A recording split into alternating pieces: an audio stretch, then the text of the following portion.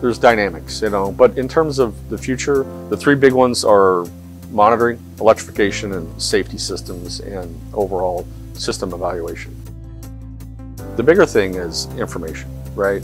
The ability to connect to the machine, the ability to be able for an OEM to remote monitor or call into the machine anywhere in the world.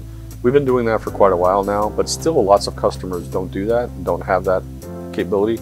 In the end, what it's all about is getting the information fast enough to help the customer be profitable and help the customer with uptime. Nobody wants a machine that has a problem. So getting away from reacting to being predictive is really the biggest model right now that OEMs need to move to. Each customer is going to want to apply it differently. They're looking for different information. There's going to be the user who will want something, who's the operator or using that piece of equipment. Then you're also going to have the OEM who manufactured the piece of equipment, the engineers, and everybody who wants to be able to get the information from that.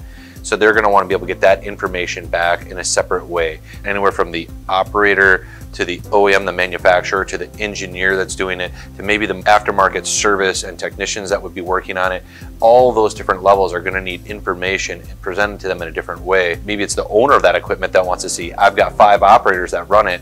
Which one's getting the most productivity out of it for the same amount of fuel that we put into it each day? When working with our OEMs, what works really well is if they have a champion who can be the eyes and ears there in order to know how they want to supply that information, but they're the ones who are actually bringing it in and making it into a usable format, and the champion that helps drive that information through their portal or through their website for all of their different service people or for the engineers in order to make that data come to life for them as a usable format.